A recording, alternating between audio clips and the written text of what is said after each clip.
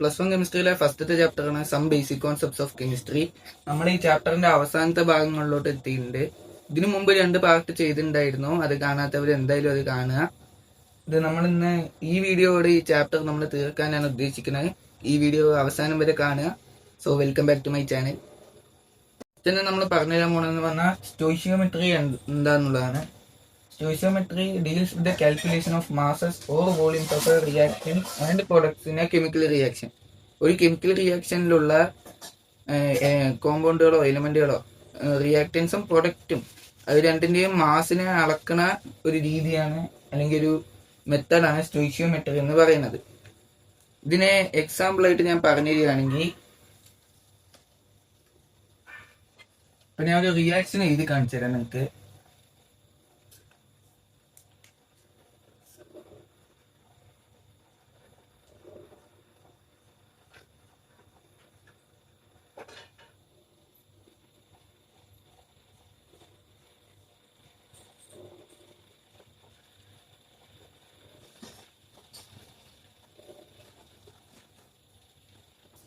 ഇത് മീഥേന്റെ കമ്പഷൻ ആണ്. ഇതില് നമ്മൾ സ്റ്റോയിഷിയോമെട്രി എന്ന് ഉദ്ദേശിക്കുന്നത് ഇതിന്റെ നമ്പർ ഓഫ് മോൾസോ അല്ലെങ്കിൽ നമ്പർ ഓഫ് മോളിക്യൂൾസോ കാൽക്കുലേറ്റ് ചെയ്യുന്നതാണ്. ഇവിടെ വരുന്ന നമ്പറുകളെയാണ് നമ്മൾ സ്റ്റോയിഷിയോമെട്രിക് കോഎഫിഷ്യന്റ് എന്ന് പറയുക. ഈ ഒരു നമ്പർ നിങ്ങൾക്ക് നമ്പർ ഓഫ് മോൾസും റെപ്രസെന്റ് ചെയ്യാം, നമ്പർ ഓഫ് മോളിക്യൂൾസും റെപ്രസെന്റ് ചെയ്യാം. രണ്ടും രണ്ടാണ്. ഇവിടത്തെ നമുക്ക് വേണമെങ്കിൽ എഴുതാം 1 mol CH4 react with 2 mol O2 to give 1 mol CO2 and 2 mol H2O എന്ന് വേണമെങ്കിൽ എഴുതാം. കാരണം ഇവിടെ സ്റ്റോയിഷിയോമെട്രിക് കോഎഫിഷ്യന്റ് 1 ആണ്, ഇവിടെ 2 ആണ്, ഇവിടെ 1 ആണ്, ഇവിടെ 2 ആണ്. ഇതിനർത്ഥം ഇതെല്ലാം നമ്പർ ഓഫ് മോൾസ് ആയിട്ടാണ് നിങ്ങൾ കണക്കാക്കുന്നത് എന്ന് പറഞ്ഞാൽ 1 മോള് CH4 2 മോള് ഓക്സിജന്റെ ഒപ്പം റിയാക്ട് ചെയ്ത് 1 മോൾ CO2വും 2 മോൾ H2Oവും കിട്ടുമെന്നാണ് ഈ ഒരു റിയാക്ഷൻ പറയുന്നത്. ഇതേത് നിങ്ങൾക്ക് മോൾ അല്ലാണ്ട് മോളിക്യൂൾ ആയിട്ട് കൊടുക്കാം. അതെന്ന് പറയുമ്പോൾ ഒരു CH4 മോളിക്യൂളിൽ 2 O2 മോളിക്യൂളിന്റെ ഒപ്പം റിയാക്ട് ചെയ്ത് 1 കാർബൺ ഡൈ ഓക്സൈഡ് മോളിക്യൂളും 2 വാട്ടർ മോളിക്യൂളും ഉണ്ടാക്കണം എന്ന് വേണമെങ്കിലും പറയും. ഇങ്ങനെ ഇതില് എത്ര മോൾസ് ഉണ്ട്, എത്ര മോളിക്യൂൾസ് ഉണ്ട്, അതിന്റെ മാസ്, വോളിയം എന്നിവ അളക്കണ ഒരു കാൽക്കുലേഷനെയാണ് നമ്മൾ സ്റ്റോയിഷിയോമെട്രി എന്ന് പറയുക. അടുത്ത ടോപ്പിക്കിലേക്ക് കിടക്കാം. ഇത് നമ്മൾ അടുത്തായി ഡിസ്കസ് ചെയ്യാൻ പോകുന്ന ടോപ്പിക് എന്ന് പറഞ്ഞാൽ വളരെ ഇമ്പോർട്ടന്റ് ആയിട്ടുള്ള ഒരു ടോപ്പിക്കാണ് ലിമിറ്റിംഗ് റിയേജന്റും എക്സസ് റിയേജന്റും. കെമിക്കൽ റിയാക്ഷനുകളിൽ എപ്പോഴും ഒരേപോലെ അളവിലായിരിക്കണം എന്നില്ല റിയാക്റ്റൻസും പ്രൊഡക്ട്സും ഒക്കെ. ചിലപ്പോൾ റിയാക്റ്റൻസിൽ ഉള്ള എലിമെന്റ്സിൽ ഏതെങ്കിലും ഒന്ന് ചിലപ്പോൾ അളവ് കൂടുതലായിരിക്കും, ഏതെങ്കിലും ഒന്ന് അളവ് കുറവായിരിക്കും. അതുകൊണ്ട് തന്നെ ഈ അളവ് കുറഞ്ഞിട്ടുള്ളതായിരിക്കും എത്ര പ്രൊഡക്റ്റ് ഉണ്ടാവണം എന്നുള്ളത് തീരുമാനിക്കുക, അല്ലേ? അതായത് ഇപ്പോ 50 കിലോ എന്തെങ്കിലും ഉണ്ട്, 10 കിലോ വേറൊരു സാധനവും ഉണ്ട്. ഇത് രണ്ടും കൂടി റിയാക്ട് ചെയ്തിട്ട് ആദ്യം തീരുന്നത് 10 കിലോന്റെ സാധനം ആയിരിക്കുമല്ലോ. അപ്പൊ 10 കിലോന്റെ സാധനം തീർന്നു എന്ന് പറഞ്ഞാൽ അതാണല്ലോ ഉണ്ടാവുന്ന സാധനത്തിന്റെ അളവ് തീരുമാനിക്കുന്നത്. അങ്ങനെയുള്ളതിനെയാണ് നമ്മൾ ലിമിറ്റിംഗ് റിയേജന്റ് എന്ന് പറയുക. അതായത് the reagent which is completely consumed in a chemical reaction is called limiting reagent. അതായത് മുഴുവനായിട്ടും കൺസ്യൂം ചെയ്യണം, മുഴുവനായിട്ടും ഉപയോഗിച്ച് തീരണ റിയാക്ടൻസിനെയാണ് നമ്മൾ ലിമിറ്റിംഗ് റിയേജന്റ് എന്ന് പറയുക. റിയേജന്റ് റിയാക്ടന്റ് ഒക്കെ ഒരേ സംഭവമാണ്. അടുത്തെന്ന് പറയുന്നത് എക്സസ് റിയേജന്റ് ആണ്. The reagent which becomes excess is called excess reagent. അതായത് മുഴുവൻ കൺസ്യൂം ആയി കഴിഞ്ഞാൽ ഏതെങ്കിലും ഒരു റിയാക്ടന്റ് ബാക്കി ഉണ്ടാവില്ല. ആ ബാക്കി ഉണ്ടാവുന്ന റിയാക്ടന്റിനെയാണ് നമ്മൾ എക്സസ് റിയേജന്റ് എന്ന് പറയുക. ഇനി ഒരു കെമിക്കൽ റിയാക്ഷൻ തന്നിട്ട് എങ്ങനെ അതിൽ ലിമിറ്റിംഗ് റിയേജന്റും എക്സസ് റിയേജന്റ് ഒക്കെ കണ്ടുപിടിക്കാന്ന് ഞാൻ പറഞ്ഞുതരാൻ പോണത്. സോ അടുത്തതിലോട്ട് കിടക്കാം. ക്വസ്റ്റ്യൻ തന്നിരിക്കുന്നത് NCERT എന്നാണ്. സിമ്പിൾ ക്വസ്റ്റ്യൻ ആണ്. ഞാൻ ഇത് എങ്ങനെ ചെയ്യാന്ന് പറഞ്ഞുതരാം. 50 grams N2 react with 10 grams of H2 to produce NH3. അതായത് 50 ഗ്രാം നൈട്രജനും 10 ഗ്രാം ഹൈഡ്രജനും ചേർന്ന് NH3 അമോണിയ ഉണ്ടാക്കണം. Find limiting reagent and calculate amount of NH3 produced. അതായത് ഈ ഒരു റിയാക്ഷനിലെ ലിമിറ്റിംഗ് റിയേജന്റ് കണ്ടുപിടിക്കുക. പിന്നെ ഈ ലിമിറ്റിംഗ് റിയേജന്റ് കണ്ടുപിടിച്ചിട്ട് എത്ര NH3 ഉണ്ടാകും എന്നുള്ളത് കണ്ടുപിടിക്കുക. നിങ്ങൾ ആദ്യം തന്നെ ചെയ്യേണ്ടതെന്ന് പറഞ്ഞാൽ ബാലൻസ്ഡ് കെമിക്കൽ ഇക്വേഷൻ ഉണ്ടാവും, അതെടുത്ത് എഴുതുക. അമോണിയയുടെ ബാലൻസ്ഡ് കെമിക്കൽ ഇക്വേഷൻ ഇതാ, N2 + 3H2 gives 2NH3. ഇവിടെ വന്നിട്ട് നിങ്ങൾ തന്നെ ആദ്യം ചെയ്യേണ്ട കാര്യം എന്ന് പറഞ്ഞാൽ ഇവിടെയൊക്കെ മോളാർ മാസ് എഴുതി വയ്ക്കുക. എന്നിന്റെ വന്നിട്ട് 14 ആണ്. 14 ഇവിടെ N 2 ഉള്ളതുകൊണ്ട് 28. H-ന്റെ 1 ആണ്, 2 3 H2 ഉള്ളതുകൊണ്ട് മൊത്തത്തില് 6 H ഉണ്ട്. So 6 gram 2NH3. NH3 എന്ന് പറയുമ്പോൾ 14 17 2 തവണ, സോ 34. ഇവിടെ ഈ റിയാക്ഷൻ എന്താണ് നമ്മുടെ അടുത്ത് പറയുന്നത്? 28 ഗ്രാം നൈട്രജൻ 6 ഗ്രാം ഹൈഡ്രജന്റെ ഒപ്പം ചേർന്ന് 34 ഗ്രാം അമോണിയ തരുണമെന്നാണ്. ഇതിൽ നമ്മൾ ലിമിറ്റിംഗ് റിയേജന്റ് കണ്ടുപിടിക്കാൻ പോവാണ്. ആദ്യം നിങ്ങൾ ചെയ്യേണ്ടതെന്ന് പറഞ്ഞാൽ ഇവിടെ എഴുതുക, N2 എടുത്ത് എഴുതുക. പിന്നെ ആദ്യം റിയാക്ടൻസിന് എഴുതുക, പിന്നെ H2 എഴുതുക. 3H2 എഴുതിയാലൊന്നും കുഴപ്പമില്ല, H2 എഴുതുക. ഇവരുടെ മോളാർ മാസ് എഴുതുക. അതായത് ഇപ്പൊ നമ്മൾ എഴുതി വെച്ച സംഭവം 28 ഗ്രാം 6 ഗ്രാം.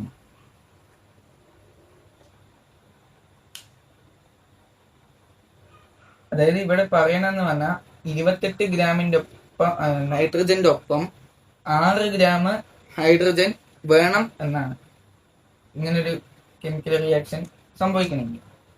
അപ്പോൾ 1 ഗ്രാം നൈട്രജന് എത്ര വേണം? ജസ്റ്റ് ഒന്ന് ആലോചിച്ചാൽ മതി. ഇതിനെ യൂണിറ്ററി മെത്തേഡ് എന്നൊക്കെയാണ് പറയുക, സിമ്പിൾ ആയി പറഞ്ഞില്ല. ഇവിടുത്തെ സാധനം ഇങ്ങോട്ട് ഡിവൈഡ് കൊണ്ടുപോവുക. സോ 6/28 ഗ്രാം ഹൈഡ്രജൻ വേണം. ഇതിന് വേണമെങ്കിൽ കട്ടൊക്കെ ചെയ്യുക, പക്ഷെ ഞാൻ ഇതേപോലെ എടുത്തിരുന്നു. 28 ഗ്രാമിന് 6 ഗ്രാം ഹൈഡ്രജൻ വേണമെങ്കിൽ 1 ഗ്രാമിന്റെ ഒപ്പം ഇത്ര 6/28 ഗ്രാം ഹൈഡ്രജൻ റിയാക്ട് ചെയ്യണം. അപ്പൊ ഇവിടെ 50 ഗ്രാം നൈട്രജൻ എടുക്കണം. നമ്മൾ 50 ഗ്രാമാണ് എടുക്കുന്നതെന്ന് പറഞ്ഞാൽ ഇവിടെ എങ്ങനെയായിരിക്കും? 6/28 × 50 അത്രയും ഗ്രാം വേണം.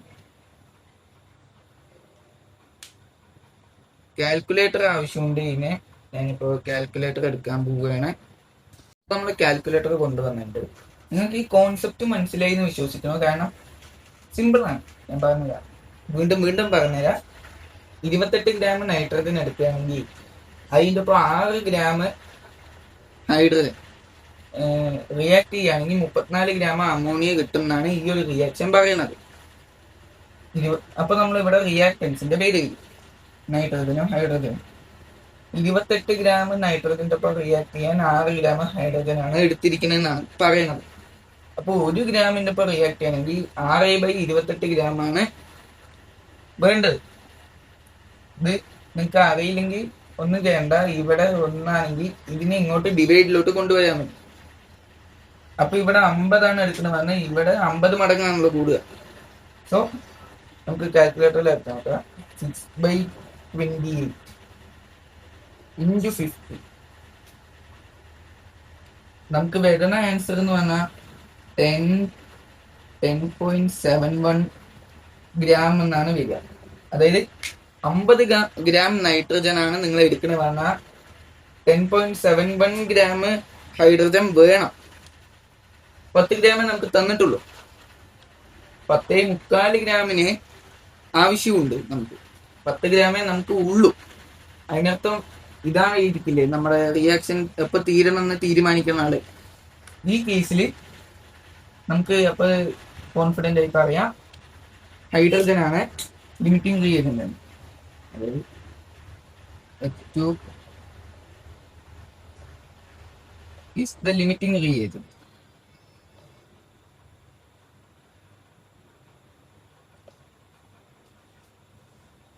നിങ്ങൾക്ക് കാര്യം മനസ്സിലായെന്ന് വിശ്വസിക്കുന്നു. കാരണം 50 ഗ്രാം നൈട്രജൻ എടുക്കുകയാണെങ്കിൽ നിങ്ങൾക്ക് 10.25 ഗ്രാം ആവശ്യമുണ്ട്.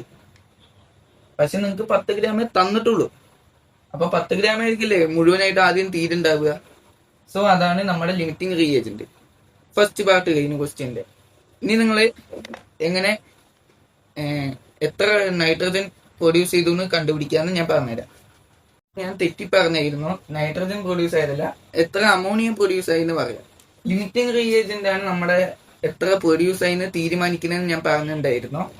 സോ അതും അമോണിയയും തമ്മിലാണ് നമ്മൾ കമ്പയർ ചെയ്യാൻ പോകുന്നത്. സോ ഇവിടെ H2 എടുത്ത് എഴുതും, ഇവിടെ NH3 എടുത്ത് എഴുതും. അപ്പോഴേ ചെയ്ത് അതേപോലെ തന്നെ നമ്മൾ ലിമിറ്റിംഗ് റിയേജന്റ് കണ്ടുപിടിച്ച കൊണ്ട് തന്നെ ഇനി ഇവർ രണ്ടാളും കമ്പയർ ചെയ്യുന്നു. ഇത് ലിമിറ്റിംഗ് റിയേജന്റ് ആയതുകൊണ്ട് ഇത് ആണ് എത്ര അമോണിയ ഉണ്ടാവുന്ന തീരുമാനിക്കുന്ന ആള്.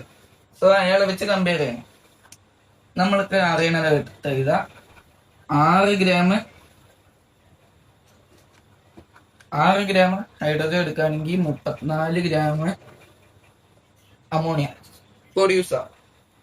അങ്ങനെയാണെങ്കിൽ 1 ഗ്രാമാണ് നിങ്ങൾ എടുക്കുന്നതെന്ന് പറഞ്ഞാൽ ആളിനെ ഡിവൈഡിലോട്ട് കൊണ്ടുപോകുക. 34/6 ഗ്രാമാണ് അമോണിയ ഉണ്ടാവുക.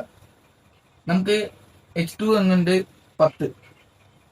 അപ്പൊ 10 ഗ്രാം H2 എടുക്കുകയാണെങ്കിൽ 34 × 10/6 നമുക്ക് ചെയ്ത് നോക്കാം.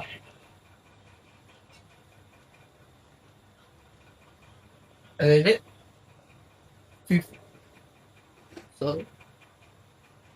കാൽക്കുലേറ്ററിൽ അടിച്ചു കൊടുത്താൽ നമുക്ക് വരും 56.67 എങ്ങാണ്ട് വരും.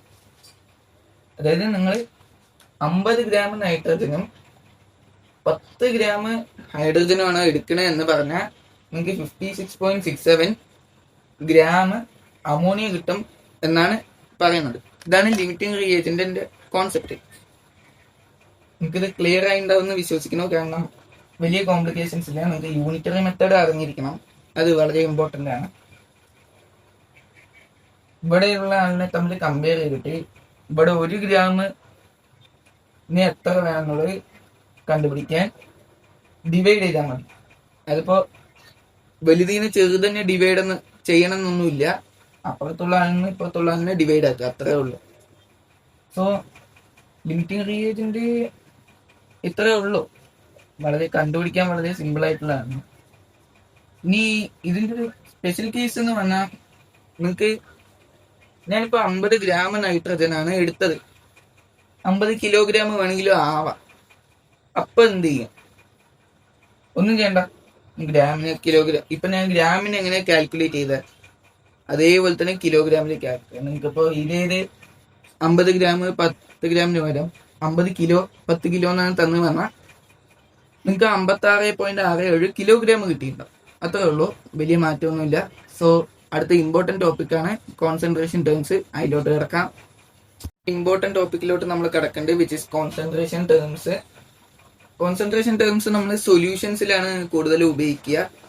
ഒരു സൊല്യൂഷൻ എടുത്തെന്ന് പറഞ്ഞാൽ അതിലെ എമൗണ്ട് ഓഫ് സബ്സ്റ്റൻസിന്റെ സാന്ദ്രത, അതായത് കോൺസെൻട്രേഷൻ എത്ര ഉണ്ടെന്ന് കണ്ടുപിടിക്കാനുള്ള 4 വഴികളാണ് ഇതൊക്കെ. Mass percentage, mole fraction, molarity, molality. ഇതൊക്കെ നമ്മൾ ഈ ഓരോന്നായി പറഞ്ഞിരുന്നതായിരിക്കും. സോ കോൺസെൻട്രേഷൻ ടേംസ് പറഞ്ഞാൽ ഒന്നുമില്ല, ഒരു സൊല്യൂഷനിൽ ഉള്ള സൊല്യൂട്ടിന്റെ അളവ്, അങ്ങനെ സൊല്യൂട്ട് എത്രയുണ്ട്, അങ്ങനെ കോൺസെൻട്രേഷൻ കണ്ടുപിടിക്കാനുള്ള വഴികളാണ് ഇതൊക്കെ. നമുക്ക് ഓരോന്നായിട്ട് പറഞ്ഞു തുടങ്ങാം. ഇത് നമുക്ക് വേണ്ട കോൺസെൻട്രേഷൻ ടേംസ് ആണ്. മാസ് പെർസെൻറ്റേജ്, നമ്മുടെ സാധാരണ ഒരു സൊല്യൂഷൻ എടുത്തു എന്ന് പറഞ്ഞാൽ അതിൽ സൊല്യൂട്ടിന്റെ മാസ് എത്ര ശതമാനം ഉണ്ട് എന്നുള്ളത് കണ്ടുപിടിക്കാൻ നമ്മൾ എങ്ങനെയാണ് സാധാരണ രീതിക്ക് ഒരു പെർസെൻറ്റേജ് കണ്ടുപിടിക്കുക, അതേ തന്നെയാണ് ഇതും. ലൈക്ക് മാർക്കിന്റെ ഒക്കെ പെർസെൻറ്റേജ് കണ്ടുപിടിക്കില്ലേ, അതേപോലെ തന്നെ മാസ് പെർസെൻറ്റേജിന്റെ ഇക്വേഷൻ വന്നിട്ട് mass of solute by mass of solution × 100 എന്നാണ്.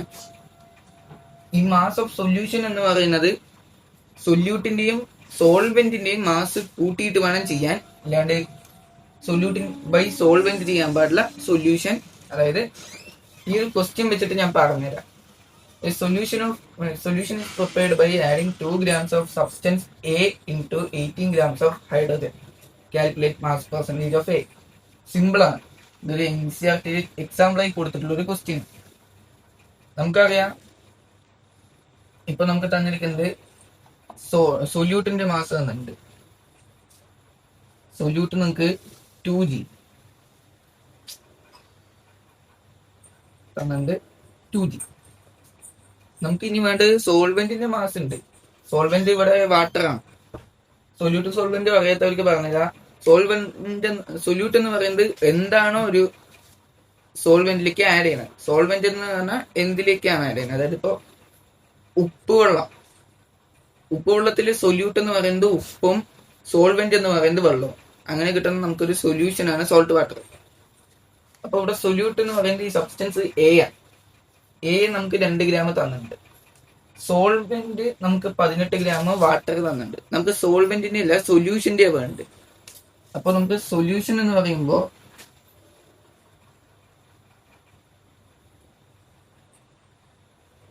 സൊല്യൂട്ടിന്റെയും സോൾവെന്റിന്റെയും രണ്ടാളുടെയും കൂടി ആഡ് ചെയ്യേണ്ടി വരും. നമുക്കപ്പോ 18 + 2 20 ഗ്രാം എന്ന് വരും.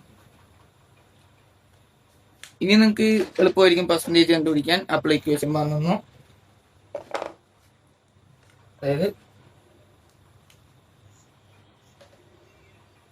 Mass percentage is equal to mass of solute 2 gram, mass of സൊല്യൂഷന്റെ മാസ് 20 ഗ്രാം.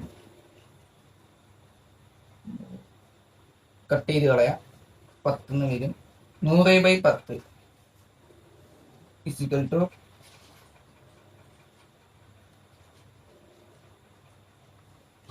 10 ഗ്രാം. 10 ഗ്രാം അല്ല, സോറി, പെർസെന്റേജ് ആണല്ലോ കണ്ടുപിടിക്കുന്നത്.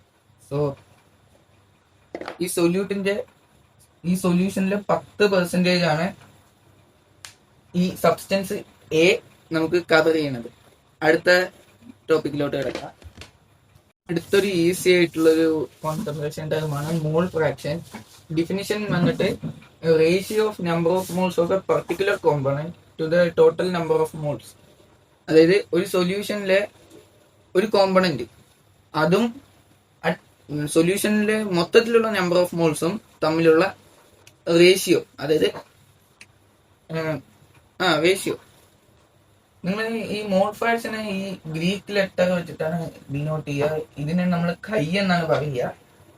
ഇപ്പൊ നമുക്കൊരു റിയാക്ഷൻ തന്നിട്ടുണ്ടെങ്കിൽ അപ്പൊ നമുക്ക് അതിലെ എ എന്ന കോമ്പണന്റിന്റെ മോൾ ഫ്രാക്ഷൻ കണ്ടുപിടിക്കണമെന്നാണ് number of moles of A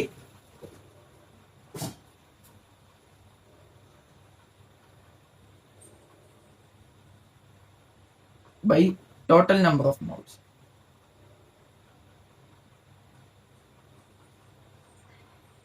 ഇവിടെ ഞാൻ നമ്പർ ഓഫ് മോൾസിന് എപ്പോഴും ഈ ന്യൂ വെച്ചിട്ടാണ് ഡിനോട്ട് ചെയ്യുക. കാരണം ഞാൻ അങ്ങ് ശീലിച്ചു പോയി. നിങ്ങൾ സാധാരണ രീതിക്ക് എന്നെ വെച്ചിട്ടൊക്കെ ആയിരിക്കും ഡിനോട്ട് ചെയ്യുന്നുണ്ടാവുക. സോ ഇവിടെ നമ്മൾ എഴുതുകയാണെങ്കിൽ എ ബി എന്നൊരു മൊത്തം ടോട്ടൽ എന്ന് പറയുമ്പോൾ ഒരു ബി കോമ്പണന്റും ഉണ്ട്. ഇവിടെ ഇപ്പൊ കൈ ബി ആണ് കണ്ടുപിടിക്കേണ്ടത്. അതായത് ബിന്റെ മോൾ ഫ്രാക്ഷനെ കണ്ടുപിടിക്കേണ്ടത് പറഞ്ഞാൽ number of moles of B divided by total number of moles. Simple ആണെന്ന് വിശ്വസിക്കുന്നു. ഒന്നുമില്ല, റേഷ്യോ എടുക്കാൻ വലിയ പണിയൊന്നുമില്ലല്ലോ. എന്റെ ഡിവൈഡഡ് ബൈ ടോട്ടൽ, ഇതാണ് മോൾ ഫ്രാക്ഷൻ. അടുത്ത രണ്ടെണ്ണമാണ് നമുക്ക് ഇമ്പോർട്ടൻ്റ് ആയി പഠിക്കാനുള്ളത്, മൊളാരിറ്റിയും മൊളാലിറ്റിയും. അത് ഞാൻ ഇപ്പോൾ പറഞ്ഞുതരാം. ഏറ്റവും ഇമ്പോർട്ടൻ്റ് ആയിട്ടുള്ള ഒരു കോൺസെൻട്രേഷൻ ടേമാണ് മൊളാലിറ്റി. മൊളാലിറ്റി എന്ന് പറഞ്ഞാൽ number of moles per litre in A solution. 1 litre solution എടുത്താൽ അതിൽ എത്ര നമ്പർ ഓഫ് മോൾസ് ഉണ്ടാവും എന്നുള്ളതിൻ്റെ ഒരു കണക്കാണ്. പെർ യൂണിറ്റ് ലിറ്റർ, അതായത് ഇത്ര ലിറ്ററിൽ എത്ര നമ്പർ ഓഫ് മോൾസ് ഉണ്ട് എന്നുള്ളതിന്റെ കണക്കാണ് മൊളാരിറ്റി. ക്യാപിറ്റൽ എം വെച്ചാണ് നമ്മൾ ഇതിനെ സാധാരണ ഡിനോട്ട് ചെയ്യാറ്. ഇതിപ്പോൾ മൊളാരിറ്റിയുടെ ഇക്വേഷൻ, ഇപ്പൊ ഈ ഡെഫിനിഷൻ തന്നെ ഇക്വേഷൻ എങ്ങനെയാണെന്ന് മനസ്സിലായിട്ടുണ്ടാവും. Number of moles divided by volume of solution in litre വളരെ ഇമ്പോർട്ടൻ്റ് ആണ്. ലിറ്ററിൽ തന്നെ ആയിരിക്കണം, വേറെ ഒന്നിലും പാടില്ല. ലിറ്ററിൽ തന്നെ ആയിരിക്കണം. വേറെ ഏതെങ്കിലും യൂണിറ്റിലാണെങ്കിൽ ലിറ്ററിലേക്ക് ആക്കുക. ഞാൻ ഇതിനെ ഷോർട്ട് ആക്കിയിട്ട് നിങ്ങൾക്ക് ഇങ്ങനെ തന്നെ ഓർമ്മ വെക്കണമെന്ന് എല്ലാവർക്കും പറ്റണമെന്നില്ല. So just number of moles by V എന്ന് എഴുതിയിട്ടുണ്ട്. ലിറ്ററിലായിരിക്കണം എന്ന് എപ്പോഴും ഓർത്ത് വെക്കുക. മൊളാരിറ്റിയുടെ ഒരു വലിയ പ്രത്യേകത എന്ന് പറയുന്നത് ഇറ്റ് ഡിപ്പെൻഡ്സ് അപ്പോൺ ടെമ്പറേച്ചർ. ടെമ്പറേച്ചറിനനുസരിച്ച് മൊളാരിറ്റി മാറിക്കൊണ്ടിരിക്കുന്നുള്ളതാണ്. ഇപ്പൊ നിങ്ങൾ പറഞ്ഞില്ല, ഞാനിപ്പോ 2m എന്ന് എഴുതി, അല്ലെങ്കിൽ 0.2 m എന്ന് എഴുതി എന്ന് പറഞ്ഞാലേ ഇതിന്റെ അർത്ഥം എന്ന് പറയുന്നത് 0.2 മോൾ ഒരു ലിറ്റർ എന്നാണ്. അതായത് 1 ലിറ്റർ എടുക്കുകയാണെങ്കിൽ അതിൽ 0.2 മോള് സൊല്യൂട്ട് ഉണ്ടാവും എന്നാണ് ഇത് പറയുന്നത്. നമ്പർ ഓഫ് മോൾസ്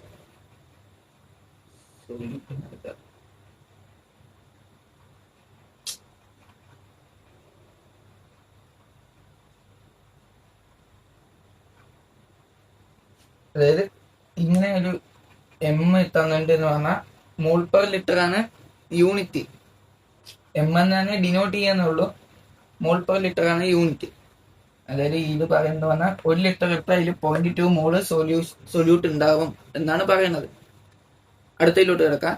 നമ്മൾ ലാസ്റ്റത്തെ കോൺസെൻട്രേഷൻ ടേമിലോട്ട് കടന്നിരിക്കുകയാണ്, വിച്ച് ഇസ് മൊളാലിറ്റി. മൊളാലിറ്റിയും തമ്മിൽ കൺഫ്യൂഷൻ വരാൻ ചാൻസ് ഉണ്ട്. അത് അത്യാവശ്യം ബേസ് ചെയ്ത് പഠിച്ചാൽ തന്നെ മനസ്സിലാവുള്ളൂ. ബട്ട് മൊളാലിറ്റി എന്ന് പറഞ്ഞാൽ number of moles of solute present in 1 kilogram of solvent. അതായത് 1 കിലോഗ്രാം സോൾവെന്റ് എടുത്താൽ, നോട്ട് ദ ഹോൾ സൊല്യൂഷൻ, മുഴുവൻ സൊല്യൂഷന്റെ കണക്കാക്കേണ്ട ആവശ്യമില്ല. സൊല്യൂട്ട് എടുത്താൽ, സോൾവെന്റ് 1 കിലോ എടുത്താൽ അതിൽ എത്ര മോള് സൊല്യൂട്ട് ഉണ്ടാവും എന്നുള്ളതിന്റെ കണക്കാണ്. അപ്പൊ തന്നെ ഇക്വേഷൻ മനസ്സിലായിരിക്കും. Number of moles of solute divided by mass of solvent in kilogram. Solvent ഇപ്പോൾ ലിക്വിഡ് ആണെങ്കിലും എന്താണെങ്കിലും, ലിക്വിഡ് ആവാൻ തന്നെയാണ് മോസ്റ്റ് പ്രോബബ്ലി. ബട്ട് ലിക്വിഡ് കിലോഗ്രാമിൽ തന്നെ എടുക്കണം, ലിറ്ററിൽ എടുക്കാൻ പാടില്ല, ഗ്രാമിൽ എടുക്കാൻ പാടില്ല, അങ്ങനെ മില്ലി ലിറ്റേഴ്സിലൊന്നും എടുക്കാൻ പറ്റില്ല, കിലോഗ്രാമിൽ തന്നെ എടുക്കണം. സോ ഇതിന്റെ ഇക്വേഷൻ വന്നിട്ട് number of moles of solute divided by mass of solvent in kilogram ആണ്. അപ്പോൾ ഇന്നത്തെ വീഡിയോ ഇത്രേ ഉള്ളൂ കേട്ടോ. നമ്മൾ ലിമിറ്റിംഗ് റിയേജന്റ് എന്നാന്ന് പറഞ്ഞു, കോൺസെൻട്രേഷൻ ടേംസ് 4 പറഞ്ഞിട്ടുണ്ട്. ഇതിൽ കൂടുതൽ അതിൽ പറയാനൊന്നുമില്ല.